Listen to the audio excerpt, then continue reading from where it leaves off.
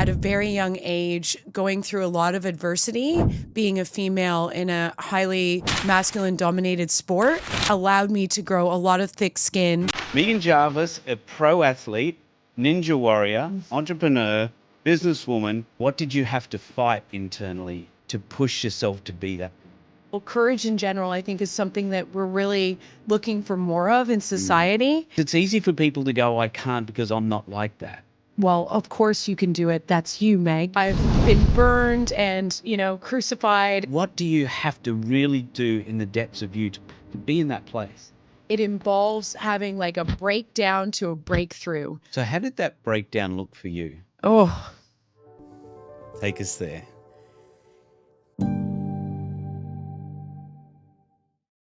Megan Jarvis, welcome to the Tomorrow Is Not Today podcast. I'm so excited to have you here for many reasons, which we're going to get into. I don't normally do this, but because normally I'll just get you to introduce yourself. yep. But I'm wanting to do a couple of intro things because I reckon there's probably some stuff that you would miss out if I was just to leave it to you. So Touché. put the glasses on so we can actually Alright. see this. Megan Jarvis, a pro athlete, ninja warrior, entrepreneur, businesswoman, published fitness writer, author, stunt woman, radio personality, etc., and professional basketballer as well, and a bunch of other stuff. I don't know how you do all of that to start with. B, can you tell us a little bit more about who you are? Yes, absolutely. And we'll be diving deep today, I've heard. So Oh, yes, we will. I'll start with the surface level things of who I am, I guess, and then go from there. But that was a perfect intro. I'll take you back to the BMX because that's where I started, being a tomboy with almost as good of hair as you have today, Kingsley. So What, short and grey? short, very short, and a bowl cut. And that's where my humble beginnings was competing against the boys and having to not just compete against them, but win by, 5 bikes in front to get noticed in order to make the Canadian national team, which I went on to become the Canadian national champion at 5. And that's really where my story began is at a very young age, going through a lot of adversity, being a female in a highly masculine dominated sport, and allowed me to grow a lot of thick skin. I also, beyond basketball, loved ice hockey. So I was one of the ice hockey players that growing up at the age of 10, we didn't have a female change room, so I would get changed in the janitor's closet and just go as hard as I could. And again, I was the only girl in the league until I got a bit older. There was one other girl playing ice hockey. So understood that it's okay to lead change, even though I wasn't conscious to it. And I think that led to what you just read out later on in life and not having any fear of what other people thought. And I feel like that's probably the underlying key that we're going to get really deep into today is at a very young age, I learned and mastered the art of not giving a fuck or not caring what other people thought of me and just going for it. No matter what other people were saying, if it felt right to me, if my parents were in full support, I went against the grain and really pushed the boundaries and have been continuing to do that ever since and continue to do that in business today. You definitely do. You definitely do. Since the time I've known you and watched you, it's just non-stop. And you do keep pushing the boundaries and going further. It's almost like you're unstoppable. But take me back, because what you just said, I think you made some really good points in there. Well, obviously you did. But that's a couple of the points were, it was those tough times, it seems like, at the beginning where you were pushed, like male-dominated sports, and you had to be one of the best, or not just one of the best, you had to go right out there even to be recognized because you were a girl. Is that part of what built you? Yeah, absolutely. I think that was the ingrained DNA that I've been able to carry in my entrepreneurial journey. And looking at it in a different lens, it really set me up with this courage And I mean, a lot of people talk about this. At a recent conference that we were together, I brought up Charlie Kirk, and I know it's a very taboo topic, but courage is one of the things that he often spoke of. And courageous people, courage in general, I think is something that we're really looking for more of in society. And so looking back, I was able to find courage in myself at a really young age. And although I've been burned and, crucified and then had to get back up a million times, which we'll get to go into some awesome parts of the journey and normalize those things today so that people can feel comfortable about failing forward and getting back up and knowing that there's a huge lag, as I like to say, or plateau in the journey to becoming unstoppable or getting to the top. I think it's really about finding the courage within yourself. And if you're able to find that courage that you had early on, but when we're younger, we're playful. There's no expectations. No one's putting pressure on us. And we're also not feeling the expectations of others of what we want to do for others. As we get older, we start to have this model, as you know, and you and I have talked about this before, where we start to do things for what other people want us to do or what other people think would be right. And we all often judge ourselves based on that instead of going back into what we truly believe and what we love and having that courage to do that at the base level. So I feel like if we're able to go deep into where we started and where that courage was when we were younger, pull that root out. And I always say this, like, you can't just do it once. I do have to do it every morning before I come into this podcast. I've got this. Go, Megan. Let's go.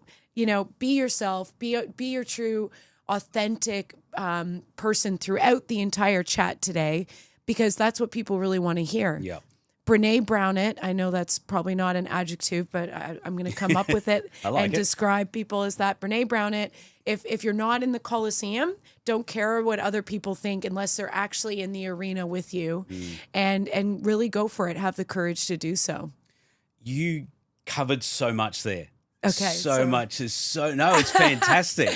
There's so many questions and things that are coming to mind. Great. Because it's interesting you said before you go anywhere, because like you speak on a lot of stages, a lot of podcasts, a lot of things like that. Before you do it, you've got to get up. You've got this, you can do it. But people who don't see you behind in the green rooms or before you walk on stage or whatever, all they see is Megan out on stage who's got it together, who's motivated, is excited, and it's all happening. Yeah. And then I relate that then back to, we look at social media. Yeah. And all we see on social media is the highlight reels, the good points and things like that. But people don't notice what actually goes through your mind and your body and your emotions before getting to that point. So take us through to that point where you've actually got to, because it's easy for people to go, I can't because I'm not like that.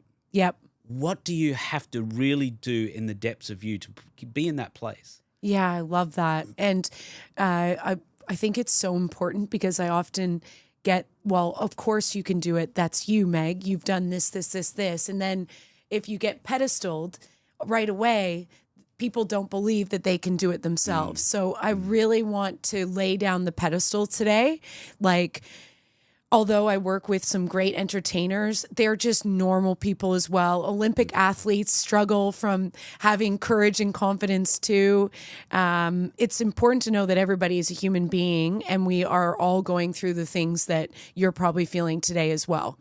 And we use I'm going to say biohacking, but that's just a fancier word because I'm in the wellness industry, that are tools that regulate your nervous system to get you steady and focused so that you stop feeling, not completely, but you get your body out of that parasympathetic nervous system where it's fight or flight. Oh my God, how am I going to do this? Drop into our sympathetic nervous system. I can do this. I'm back. And it really starts with the things that you already know, we already know. It starts with breath. Breathing is the easiest one. When you get to the stoplight, do a rounded box breathing, 4, 4, 4, 4. And relax by breathing. And then a really big recipe that people often don't discuss is tell yourself you can. I can do this. I mean, Mel Robbins, discuss doing a high five to the mirror. She wrote a book on giving yourself. That's a very simple tool, Mel, but she blew up because of it. Yeah. Because people need to hear, oh, Mel Robbins had to give herself a high five every morning, not just one morning, every morning, and told herself, you've got this, Mel. So I love that. I mean, we hugged today, but I often high five you. I'm a big high fiver. My dad was a high fiver. Being a pro athlete, I grew up on high fives. I'm never going to stop high fiving. If someone says you high five too much, tell them to screw off because there's no such thing. No one's getting mad about your high fives. It's elevating that person's mood. It's adding that connection point. And it's important to have yourself get in that mood of you've got it. So a high five can do it. But going back to what I do a bit of breath. I do I am statements. I am ready. I have got this. I am powerful. And I say those kind of I am statements all the time, even when I'm feeling good, but most importantly, when I'm not feeling very good. And when you do what we do and we coach people and we're meant to feel bad because we're in a coaching world where we want our clients to come to us not feeling perfect. If they were feeling perfect every day, then why do you need us to coach you on your wellness or on your different areas of business along the way? Whatever areas that you're coaching someone in, they're meant to come to you with their problems and how they're feeling that day, and you're meant to hold space. And you're meant to feel that. For me, my mom being a psychiatrist growing up, having 8 clients a day and coming home and just nailing dinner and just never, going into what she felt. I've seen how you can leave things at the door, almost just like a gate or a bridge where you take a minute in the car. You've absorbed what you've just gone through in your day, in the office, wherever you work, and you give yourself, and Brene Brown uses a beautiful example of the bridges in France where they have to fill back up for the boats to go through. And she uses that as an analogy, like you can't just rush in to see your family sometimes. Just your emotional intelligence and stability needs some time for you to fill back up again and get ready for, Mom, where are my soccer shoes?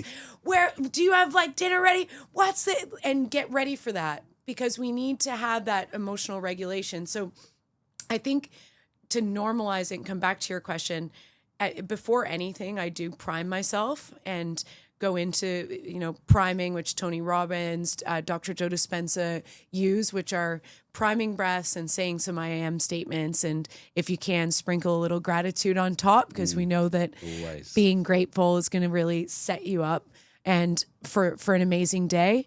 And I think that's the groundwork of what you're seeing today.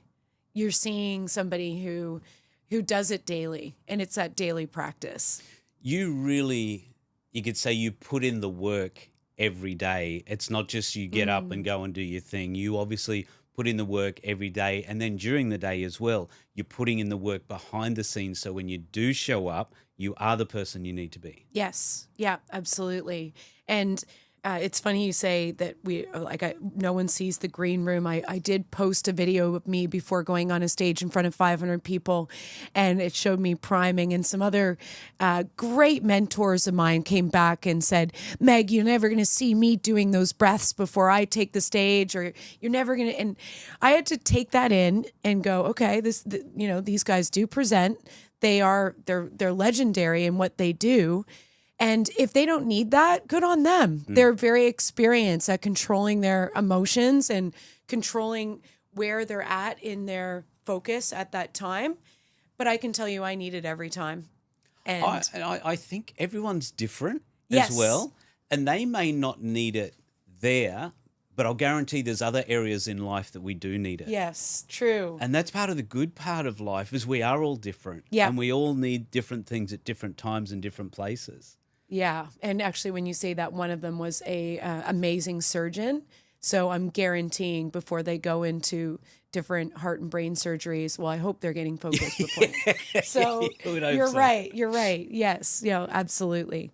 I want to go back a little bit because Yes. as a dad, even though my kids are grown now, but as a dad, you look at, and I look at I did some good things with my kids. Yep. And I did some really not good things with my kids because you we don't always know. hold that. Yes. And and I you definitely don't know made what mistakes. you don't know. Yeah. Yeah, I'm very blessed. My kids are phenomenal, absolutely amazing, and Yeah. just killing it in life, which is fantastic.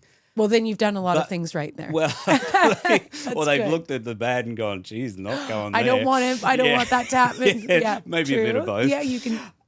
But when your kids are little, and because there's sometimes you can put too much pressure. Yes. On certain ones. Yeah.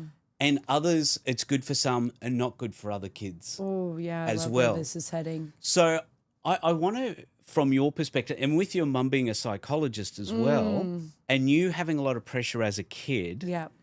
can you bring a little bit of, what would you say, balance or whatever to that whole scenario? Yeah, absolutely. It's such a great question too.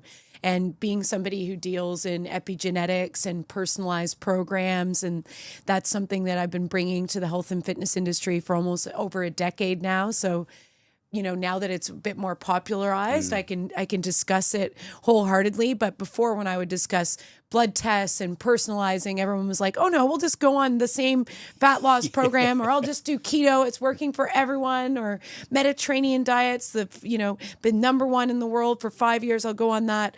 But now we understand that what works for one person is not going to work for another, and we know that 100%. And when it comes to kids, an easy one in my journey is to look at my brother, actually. And he is somebody that does not thrive on pressure and is the opposite of me.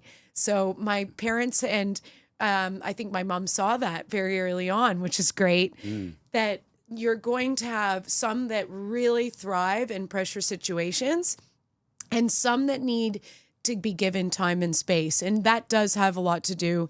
And I won't go into too much detail, but into epigenetic profiling. People that are really tall and have a tall figure, you'll often find that they take a little bit more time to make decisions. And that's just an easy base to start with. They're more of your guardians, your diplomats, very family oriented. Or if you have people that are a bit shorter in size, like you and I, that are go-getters, activators, connectors, we're like, yeah, give us the thing. We're going to go do it. You want to start a podcast? I've got it set up. I've got it ready to go on Monday. Where some people would take a lot more time to get to that point, and that's okay. And you need to know who you're speaking to when it comes to your kids and what's working and what's not. And I think we can get a good gauge, but we need to remember that you need to understand them on a deeper level. Like a lot of us get an easy gauge and they know to push their kid or they know they shouldn't, but we can get caught up in the moment and just be pushing because we think that we should. Being somebody who's really passionate about movement as medicine and, the obesity issue that we have in children right now, I'm a big advocate for, irregardless of where your kid is, we need to be getting them to do some movement. And that might include getting some pressure there to move more, to put the phones down, to get them outside instead of watching TV, like no TV time, just like when we were growing up, go and play basketball or kick the can. I know it's hot in Australia right now. Go to the beach, swim in the pool, get out and do it with them if you can. And if not, and if you are working, enforce those things that make it more difficult to just sit and do nothing for your kids. But don't do the pushing too far that you have to play basketball and hockey and volleyball to the point that they don't love it anymore. Because sport is meant to be loved. They should want to go. Movement, on the other hand, is a necessity. So I like to really make that clear. Like movement can be sport, dance, anything. It can be walking down the street, but it is something that all of our children need to be doing. So there is a fine line of pressure and the push and making sure that we're pushing our kids to move more, but we're not pressuring them into a sport that they don't like. And, to the point that there was the potential that they could have gone to the Olympics, but we pressured them too much at an early age that they didn't want to do it when they got older. Yeah, that's awesome. I love that because I think, as a parent, you do think about all these sorts of things. Yes. And usually when you've got kids, they're very different personalities. Yep. And what you do with one is not what you do with the other one. 'Cause Correct. You send them off the D. This one will love it, and this one you'll push them away. Yeah, It's absolutely. really interesting. It's interesting how we often get like the yin and yang. Yeah. Of Very. kids, and they're really quite different, like arts and dance and those sort of, and then like sport and this side, and the creative is not there, or it does happen, but we tend to kind of bracket them together at times unconsciously, and I think it's important to recognize that not all of us need the pressure, but Yeah. for someone like myself, pressure builds diamonds, and I love it. Yeah. Which is cool. Which is why you are who you are today as well at the same time. So now you did the BMX. How long Yes. did you do that for? Until I was 15. So I BMX'd since That's I like was 10 3 years. years old, actually. Since 3. Wow. Yeah. I think I might have raised this with a previous guest of yours the other weekend, that I saw a little boy riding his bike down the street, and he had made some dirt tracks in his backyard, and I went up to my dad. So the story goes, I remember being on the bike, that's about it, and said, I want these, in whichever way I said it, training wheels off at the age of 2. And I was riding a bike at 3 over jumps, and Wow. still at the age of 3, 4 was like, I need to go to the track now. Like, these jumps aren't big enough. So I had some sort of interesting non-off switch of extreme sports and the love of pushing myself at a young age. Which is obviously an innate thing, which is Yes. pretty cool. Yeah, it was definitely the nature rather Yeah. than the nurture Yeah, on yeah. this one. But my parents definitely nurtured it, which is fantastic. I'm so grateful for them. For Yeah, that. that's really cool. So you did that, and then you got into Yes. basketball. Yeah. So Yes. how did you switch from BMX to basketball? Yeah, the transition was fun. Totally different sports, Yeah. and both of them involve agility, just like Australian Ninja Warrior did. So I'm always looking for things that agility is a big part of, and what I craved, and why I believe I quit BMX and went to basketball a year before BMX went to the Olympics. So that's always a great tale. But I mean, basketball brought me to Australia, so I'm so grateful for the sport. Is that I craved camaraderie. I really wanted to be a part of a team, and I feel like that's something that we can miss, or we miss out on, when we are in a singular sport, that we just compete for ourselves. So going from BMX, my choices were all sports that were team sports. I was going on to either play professional ice hockey.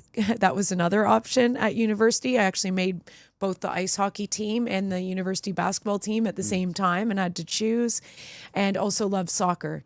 So it was all of those kind of sports that you were agile or had to really work as a team. And I wanted to get into something working as a team. And I've found, coming out of that, it's helped me immensely, because I now run a team of wellness coaches across the country. And I've learned about myself that I work better with a big team. Some people get very scared of managing a big team, but bring it on. And I'm so happy that I've found what I love by doing so, and it's connecting people and really understanding what each person needs to do and needs to bring to the team. There's a whole topic just there. Yes, yeah. So you worked out that you wanted to be part of a team. So what were you feeling? Because relating this back to business, Yes. you can be running a business, and there's so many successful business people, but they're lonely Yeah. and they're sad. Yep. Some of them, they're anxious, and they Yes. don't feel like they've got that camaraderie because they can't. Who are you going to talk to? Yeah. Yep. So what were you feeling at that point? And what made you, like, what was the big pivotal thing that made you choose, you know what, I'm going to get with the team?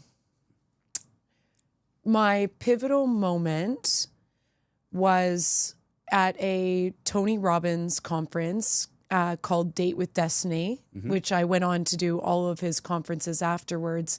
But even if you're listening and not a Tony Robbins fan, because a lot of people, it's kind of a love or hate with Tony, it's being with somebody that is at a higher level than you in whichever area of business that you want to get into and learning from them. And it hit me at this conference that I needed a coach, and I needed a coach to really assist me to go to that next level. And since then, I've had business coaches at every tier, and through those business coaches that a lot of them are mutual friends of ours, I've learned about how we have money ceilings. So we can get from 1 million to 2 million, 2 million to 10 million, 10 million to 20 million, and then it goes up to 40 million, then it goes up to 100 million. But each of these are ceilings that we all can hit, and they're actually very common. Like 8 out of 10 entrepreneurs hit these money ceilings and then need to learn that it is about them, not the rest of the team, to break through them. And having a coach or having somebody that really is what you mentioned, and what you do so well, Kingsley, is somebody you can bounce things off of to help you see your blind spots and understand how you can take your business to the next level. Community groups like the ones that we're involved with are fantastic as well, where you can go and meet with businesses at 7 a.m. in the morning and help assist everybody, and then go and have a coffee afterwards. But even those, I'll say this, and I've said this to anybody that I've mentored or coached, is it's not about what happens in that morning session or at a work party. It's about to be Christmas parties. And I'm sure a lot of people listening are probably already into their Christmas parties or New Year's parties. It's not about the party itself. It's about what happens afterwards. Be the last person having a coffee. Be the last person at the Christmas party. Because the way that I've gotten ahead has not been at that gathering. It's been after that gathering takes place and exchanging some really valuable information or different opportunities and clients in private circles of 2 or 3 people. And that's why you were there. It clicks. Yeah. But I find a lot of people go to them and then go, well, this isn't working. Why did I go to this anyways? I did what they said to do on that podcast and it still hasn't worked. It is what you make it. And that's kind of the secret sauce that people need to know. I think that goes back to what we were saying before. What you were saying before is you're doing the work every day. You don't just go to these events just for a good time. Yes. Which they are, mostly. Yeah, absolutely. But it's then, so what is your intentionality that you're going to get out of that? What are you going to follow through? Who are you meeting that you can connect with and do things with? That's where all the gold is. And you know what's really interesting? You just got me thinking that when I go to these groups and the people that I do connect with and deal with later on, they are the ones who are up here in their thinking, in their operations and things as well. I'd never thought about that until just now. They are those sorts of people who are there because they're doing the same thing. Yep. And they're getting ahead and they're doing things and making a difference as well, because it's that whole intentionality thing. Yes. Yeah, absolutely. I love that. Any light bulb moments I'll take from Kingsley. Let's go. So take me now to, because obviously getting to these places, you don't just go, okay, I'm a BMX champion now. Yeah. I'm going to jump over here. I'll be a basketball champion. Yep. It doesn't just happen like that. No, you're So right. what did you have to do internally? What did you have to fight internally in yourself to push yourself to be that good? Great question. I feel like every time it's peeling off another layer of the onion and it doesn't stop. So even sitting here right now, I was just on a TV show last week called The Seventh Seat that premieres, I think in January. And everyone in the room came from such diverse backgrounds and had overcome so many different like adversity, and there was just amazing people in the room. But we, throughout our journeys, are consistently peeling back these layers and having to go on a call to adventure. That's a great way to explain it. That I hang up the bike. Well, I don't hang it up, but my dad puts it on hangs it up in the garage, and it's still there, by the way. And wow. I still use it when I get home. So it's something that I still love and still go back to, because it is my fun. It's my joy. But transitioning from that to basketball, or transitioning from basketball to business, because that's what I went into after basketball. I became a lead lecturer at the Australian Institute of Fitness, straight out of professional sport, and had some interesting stories of business along the way in between, when I was meant to be just playing basketball. That's the other thing that I love Marilyn Monroe, and her saying is, if I obeyed all the rules, I wouldn't have gotten anywhere. So, I've heard of some other stories that you get into on this podcast. So I'll tell you one that I'm not meant to tell. And if anyone's working for the Australian government, hold on tight. This is a good one. I'm only allowed to play basketball, and I'm on a sporting visa. I'm over in WA. And a friend of mine was teaching at an English school down the street. And I had a master's of education, never taught English in my life, other than with my Aunt Jane in her grade 3 classroom. So I went down the street. She introduced me. I said, yeah, I've taught English before. I've got a great reference. You can speak to her. And he spoke, the principal there spoke to my Aunt Jane, and who has a different last name from me, which is great. So Wainwright Jarvis, no relation at all. That's my middle name, but he didn't know that. And he said, well, look, your references sound great. Why don't you get in front of, I don't have any ESL background. Why don't you get in front of the classroom for an hour? Was signed and working for them on the first day. Never taught English as a second language in my life, but now I'm a fully licensed English as a second language teacher. And I wasn't meant to do any other work at that time. I was only meant to play basketball. But I always, it was only for 2 hours a day, and it was just practice. So why would I not want to get a second job and make some money on the side, so I could go on a surf road trip or do something interesting? So that's the first thing, is I learned, even though you're not really meant to, you're still able, if you're able to, go out and make that extra money, go out and do that extra thing. Because a lot of the time, and there's a great story that I've told you about the girl from Spanx who went she went against the grain completely to get Spanx off the ground. And I feel like a lot of entrepreneurship comes from stories like that, where you're going against the grain slightly, you're bending the rules slightly, but you're not breaking the law. And that's where really cool opportunities come from. So to answer your question, transitioning from this kind of business or basketball to being an entrepreneur, it involves having a breakdown to a breakthrough. And when I say that in every sense of the word. You need 3 people that you can call during these times when you're going through a tough breakdown, in order to break through to the next level. So how did that breakdown look for you? Oh. Take us there. The breakdown looks, the first thing is I'm a really ugly crier. So that's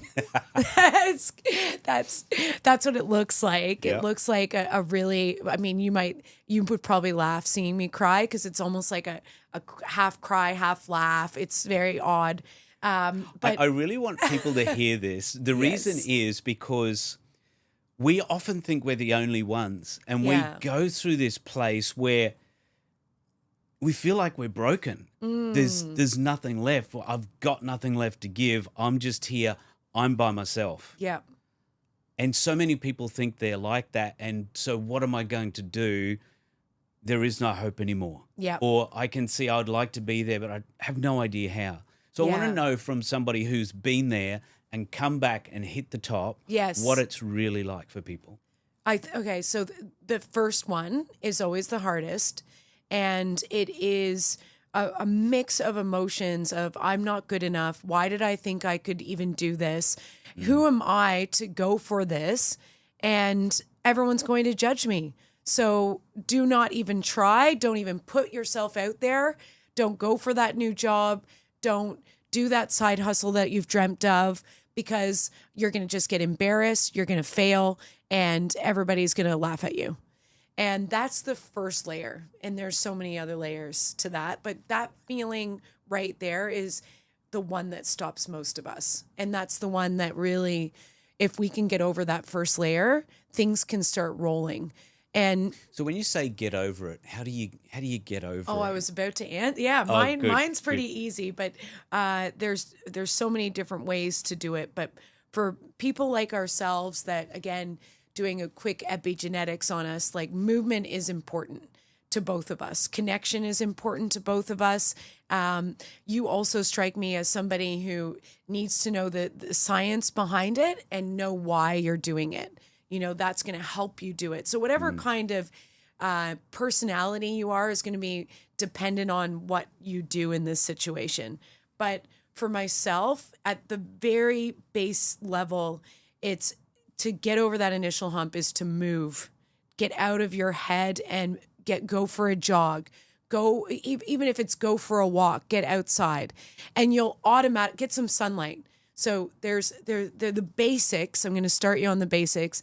It's waking up, getting some sun on you for 20 minutes, like the impact of getting sunlight and vitamin D. It's huge, and we just don't use it. So it's like, get out, pull back the blinds. Even if you're not getting out, pull back the blinds. That's where I start my clients. Pull back the blinds and get some vitamin D.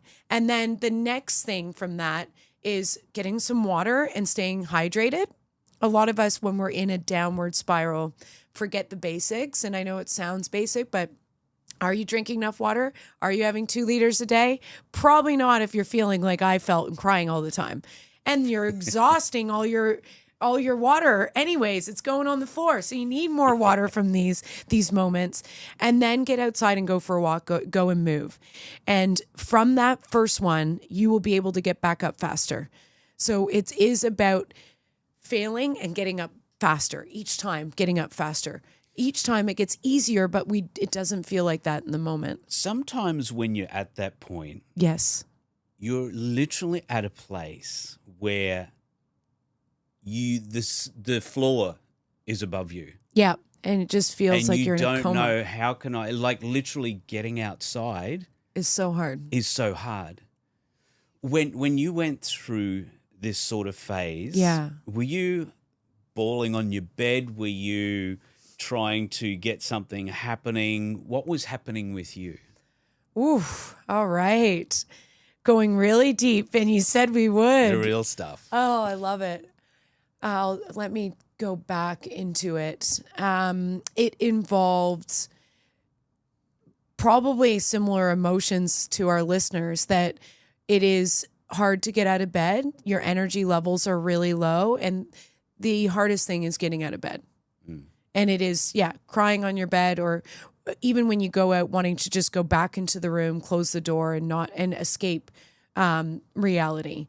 And what were you feeling at that time? Were you feeling hopeless? Were you feeling like, I can do this, but I just don't have the energy right now? Where was your mind? It was definitely feeling hopelessness. And it wasn't just feeling I don't have the energy right now. It was feeling like I'm never going to have the energy. So it's in a darkness where you don't believe that you can continue. That's the feeling of it. It's feeling like you are not able to escape your own thoughts, and your own thoughts are keeping you paralyzed. And so I gave you kind of the biohacks, but what really helped me was calling somebody that I know, love, trust. And to no surprise, it was my mom. That helps when your mom does that for her profession. But it doesn't have to be somebody with any life skills or experience in coaching or psychology to help. It's just speaking to someone that you can say, I'm not in a good place right now. And sometimes it does take them coming over and opening up the blinds for you to get you started. But there is a momentum, and it is a snowball effect, and it does get easier and it does get better. And I can tell you, once going through it the first time, it just gets easier and easier, and you start to know your own human biology so well. And now when I can feel myself even slightly trickling back into the emotional state I just described, I'm right away catching it. So now it's about catching. So you don't go as far down anymore. You catch No. it before you get there. Yep. And I mean, being a woman and diving deep into, and it's a very hot topic right now, but it needs to be spoken about, perimenopause and menopause. It's also knowing it's okay. My hormones are trying to adjust to my body right now. And that's a huge emotional shift for everyone. Are you going to get brain fog? Are you going to get night sweats? Are you going to get irate because Kingsley didn't turn on the air conditioning before we came into this? No, I'm kidding. He did. So we're good. But, you know, if he didn't, I could be sitting here getting really hot and flustered, and it wouldn't have been your fault, but I would have felt that anger because my hormones are going nuts in my body, and I'm trying to get used to what I'm developing into as a woman. So there's also this like beautiful science behind it, that if we have an understanding of that, then we can also go into giving ourselves empathy and letting our partner know, and letting our kids know what we're going through. Like, sorry, mom's going through this. If I get a bit more aggressive right now, that's why, and I don't mean to lash out at you. I'm dealing with a lot of different hormones in my body. And you could use pictures. You could dumb that right down. I know I'm speaking very eloquently today on the podcast, but it's important to let people know around you what you're going through so that they know it's not you always speaking that way. I love what you've just said, and where you've gone. And I know that's probably pretty hard for you because you are a positive ball of energy. Anyone who knows you knows that's who you are. Yes. Yeah. So for you to go down in that place, I know is where you don't. That's not normal for you. No, but yeah, I've been there. But exactly, and I really appreciate you doing that because Thank you. It shows other people that what reality is for life for everybody, literally. Yes. And I think what you said earlier is to normalizing some of these things, because I know growing up, you just didn't talk about any of this stuff. Yeah. You don't go there. You don't talk about it. You don't mention it. It doesn't exist. La, la, la. Almost that sort of thing happens growing up. And it's good that we're starting to, hey, that's part of life. That's what happens in life in different periods of time, at different ages, whatever it is, understanding it. Because I think if we know that it's real, get a bit of understanding and then go, okay, that's what happens. What do we do? How do we work with this the best way we possibly can? Yeah. And then we can go into solution-oriented mode and it can start to shift. Yeah, and not pretending that it's not there. Yeah. And that, I think, from today, one of the biggest things I want people to get, I think, is the fact that wherever you are, whatever's going on, it's real. Yes. It's real. You're not the only person. Yep. There are a lot of other people going through this. In saying that, there's biohacks, there's breathing, there's all sorts of different things that we can use, and phone a friend or a mum or whoever it is. Yes, yeah. To actually help get through there. Don't get stuck there. Yeah. And it is about not getting stuck there. Using the Mel Robbins 5-second rule, 5, 4, 3, 2, 1. Push yourself out of bed. You mentioned this earlier. Try everything. It's not a one shoe fits all approach here. I don't claim to only use one of these different wellness techniques or biohacks. I use them all depending on which situation I'm in personally. So it is, and I mean, I actually had the pleasure of speaking to Wim Hof on the weekend. Amazing guy that's really brought cold plunging and ice baths to the surface of how important these new, they're not new, old ways can be to awaken us, get us focused with our health and longevity. A lot of the research now shows women shouldn't be doing ice baths unless the temperature is over 15 to 17 degrees, whereas you could do something more at like the 3 to 5 degree level.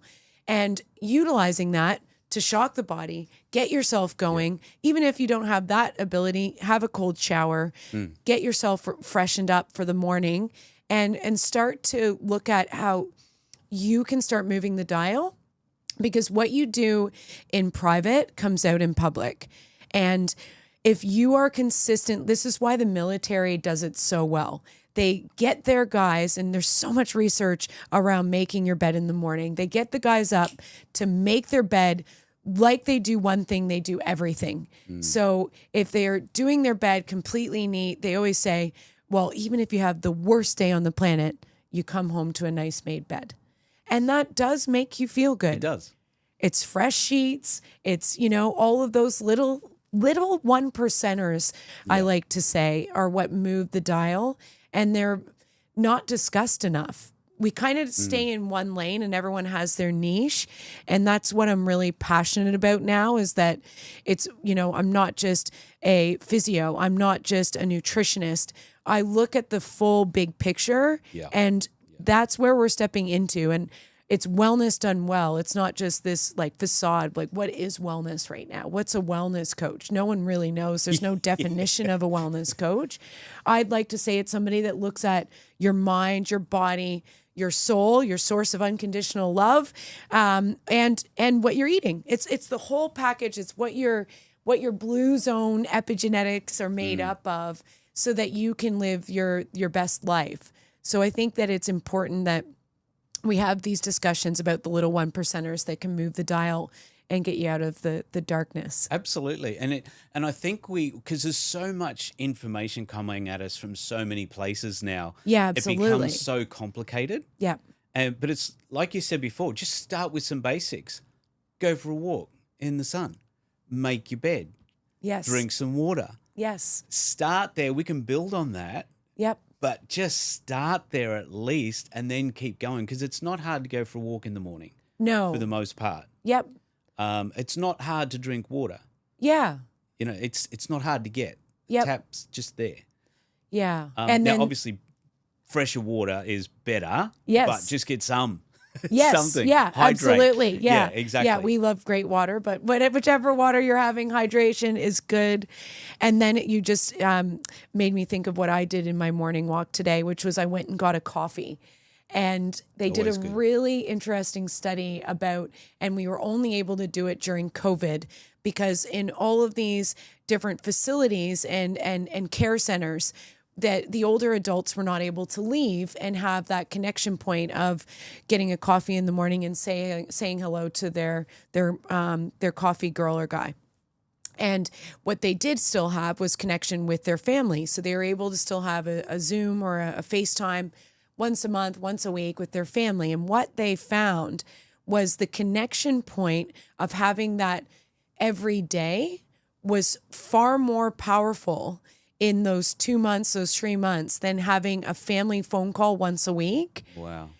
That to Alzheimer's, dementia, all these other issues that we have with our brain function that can be highly connected with our neural pathways of connection with people. We already know if you leave someone in a room for long enough without anybody, then their brain starts to degrade quietly. It just happens. It's unfortunate. But to put it into perspective, that if they have a connection with the coffee guy down the street, that's going to help them, decrease the likelihood of Alzheimer's and dementia. It's amazing, isn't it? Just blows my mind. So it's all those little things. And to add to that, it's so important.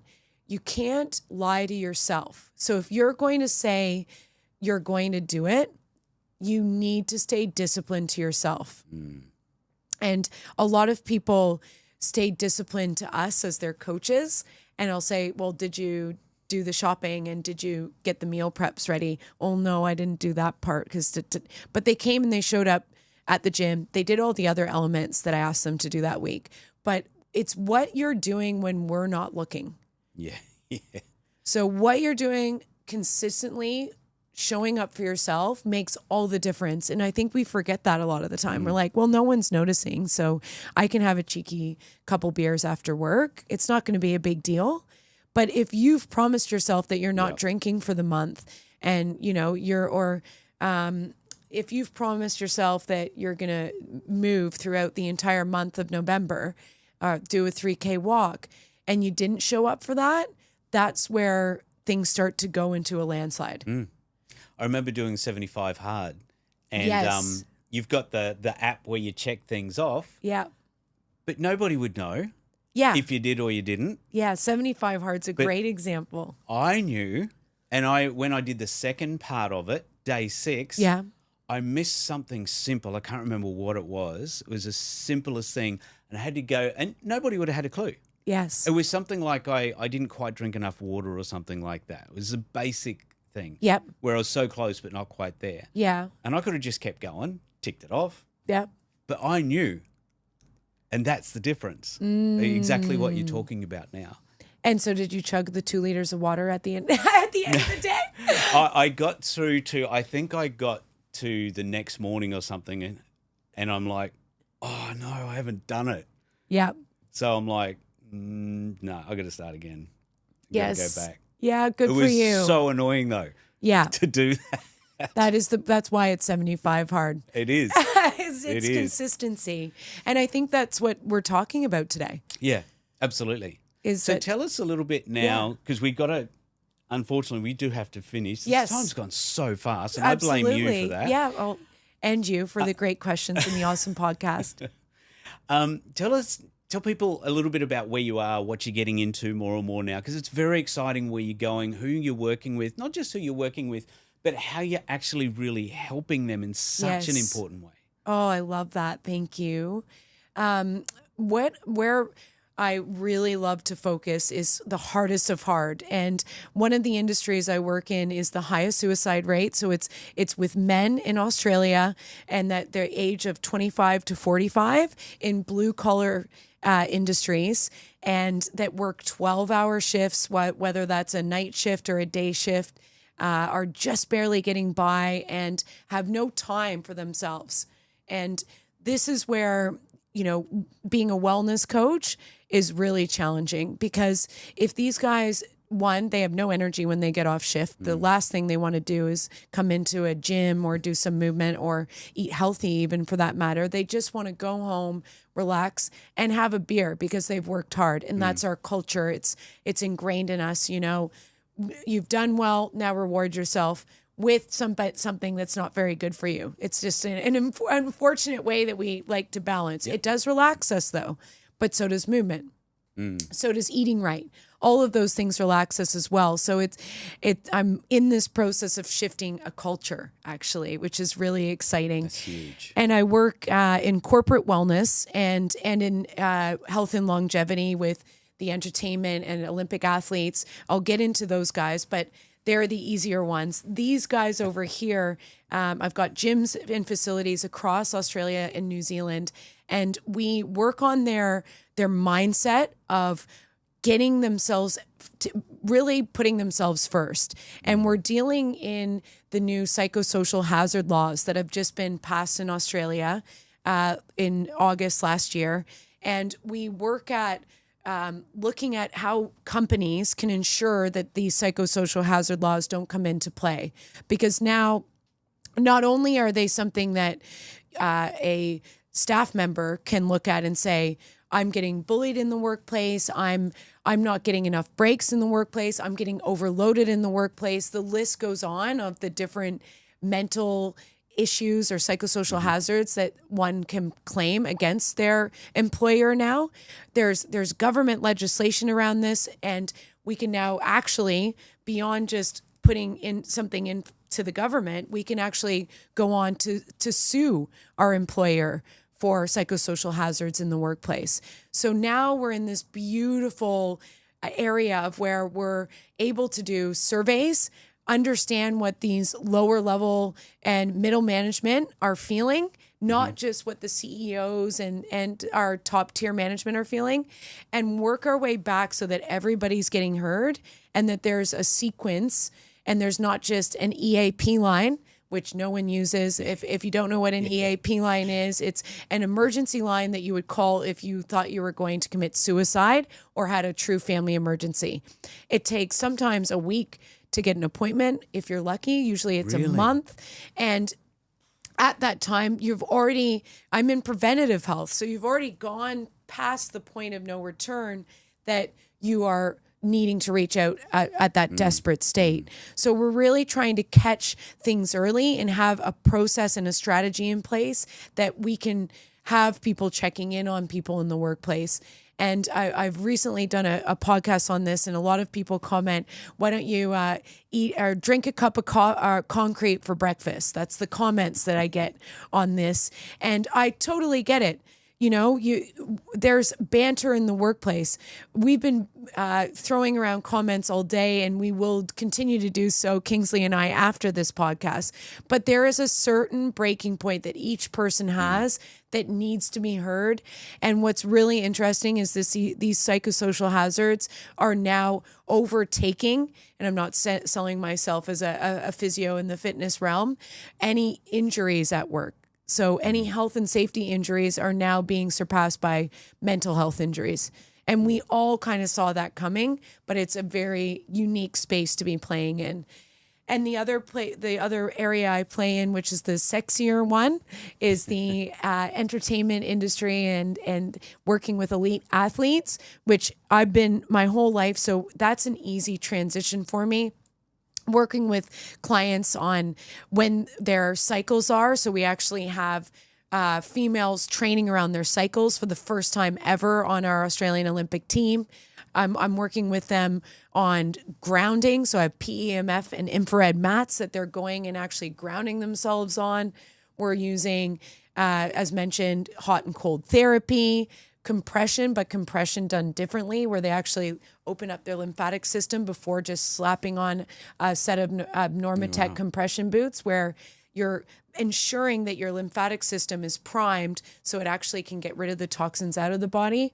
So it's kind of all the 1%ers that I've done in my career previously are now being brought to the most elite level with the best technology, and we're helping them overcome strains when it comes to physical, but also mental barriers and taking themselves to a new level. So both those areas are really exciting me. That's so cool, because I interviewed Ben, I can't remember his name off the top of my head, but he works in the industry around mental health in the film industry. Yes. And the amount of this that goes on is absolutely incredible. So what you're doing is so needed. An incredible guy.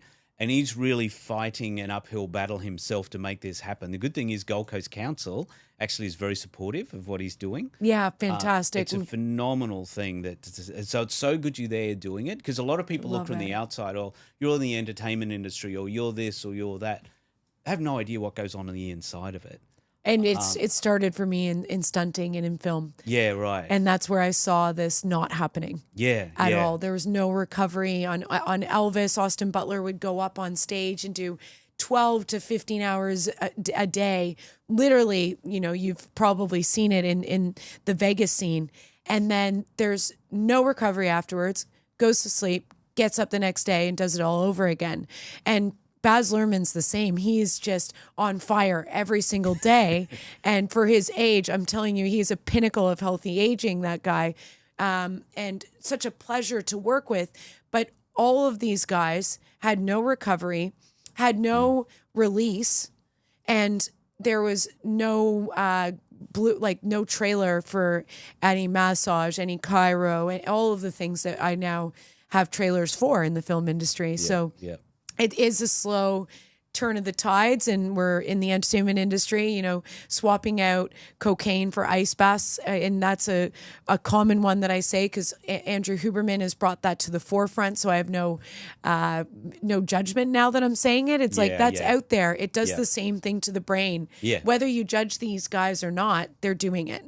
So you might as well go in with an open mind, and you might as well look at what they're going through to understand why they are. And what I just told you, well, you know, can you judge them if they need that in the morning? A cup of coffee does not keep you going for 14 hours looking like Elvis.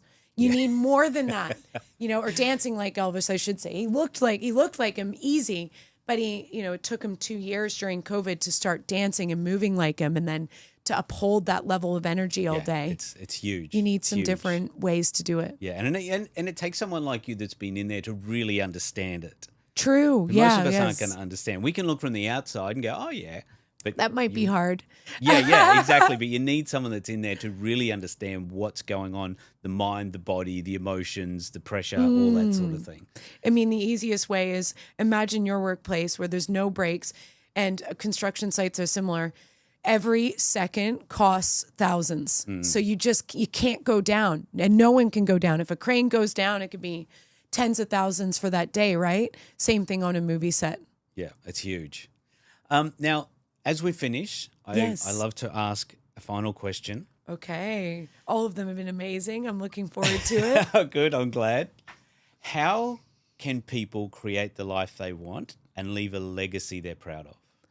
Ooh, I love this final question. I believe, I think it's a two-part answer. The first one, creating a life that they want, comes back to doing what you truly love and not being afraid to go for it and having the courage to dig deep. And I say that dig deep because, we're all about working smarter, not harder. And I get that. But the people I just mentioned, all of them have worked really hard at one point to get to where they are. And I don't meet many people that have not gone through adversity to get to where they are. So I think there is that, even if you have to do it at night at 10 o'clock at night after your kids have gone to bed and stay up to midnight, and you have to do that for the next 3 to 6 months to get your Instagram page out there with the different styles of cake toppers that you really want to bring to Amazon, do it. Because you only get one life, and time is very short. As we know, it keeps going faster as we get older. So understanding that, this is your wake up call to just do it. Yeah. Right now, if you're listening, what I always like to say is 3 words: do it now. Have that written on the fridge for everybody to see, so you actually go out and do it now. And then the second part of leaving the legacy, that really comes into once you've done the thing. So you're doing the thing. For myself, I had to find what really made me angry. It's really interesting. I had a coach that said, if you don't understand what you're passionate about, think of something that really makes you angry and fight against that.